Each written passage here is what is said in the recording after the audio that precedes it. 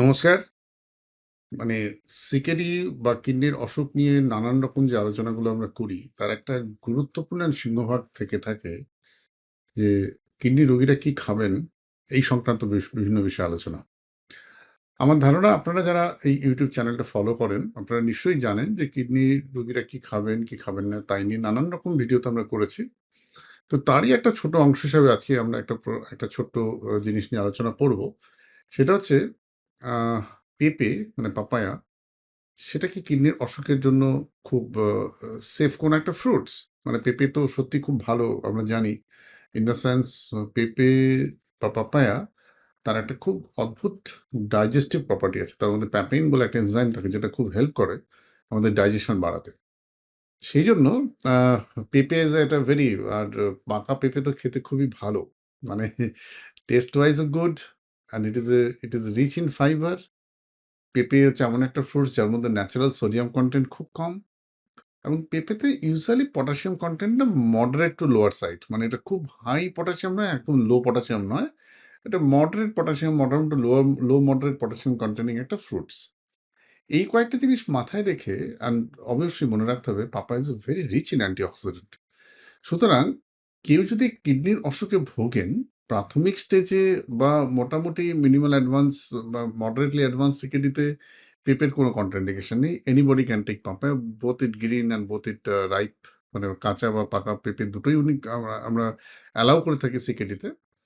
However যারা খুব hyper ক্যালিমিক, যাদের পটাশিয়াম পারসিস্টেন্টলি ৫.৫-৬ উপর চলে যাচ্ছে, এই ক্যাটাগরির পেশেন্টদের ক্ষেত্রে আমাদের পাপায়ার অ্যামাউন্টটাকে রেস্ট্রিক্ট করা উচিত, যেহেতু এটা মডারেট পটাশিয়াম কন্টেনিং ফ্রুটস। আমাদের যাদের ডায়ালিসিস চলে, on the day of dialysis আরামসে পেঁপে খেতে পারেন, কোনো অসুবিধা নেই। আর আমার মনে হয় there are few advantage of papaya in across the different stages of the CKD.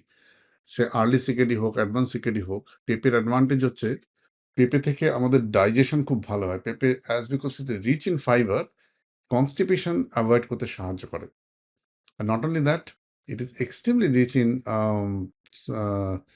কি বলবো মানে এক্সট্রিমলি রিচ ইন অ্যান্টিঅক্সিডেন্ট। সেই কারণে কিডনির অসুখের যে ইনফ্লামেটরি কম্পোনেন্ট, এইটা খুব সহজে পাপায়া দিয়ে ম্যানেজড হয়। And papaya help in digestion.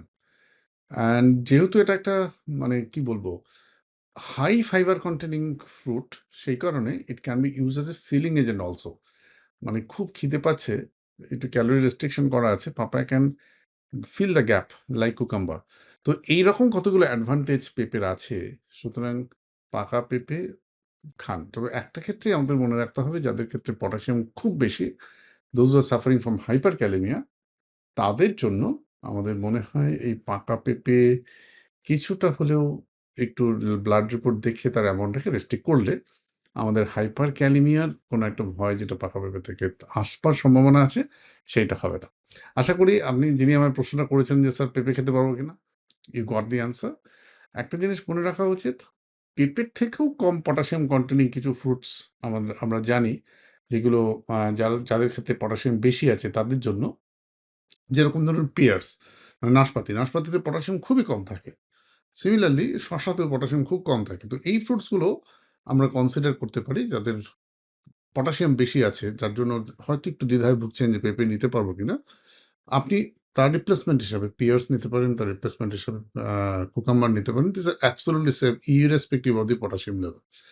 ভালো থাকুন, সুস্থ থাকুন। আরো যদি কোনো প্রশ্ন আপনাদের মনে এসে থাকে, don't hesitate to ask me the question, and also please join Dr. Pratim's Academy by clicking the link of Dr. Pratim Academy, which is below the description of this video.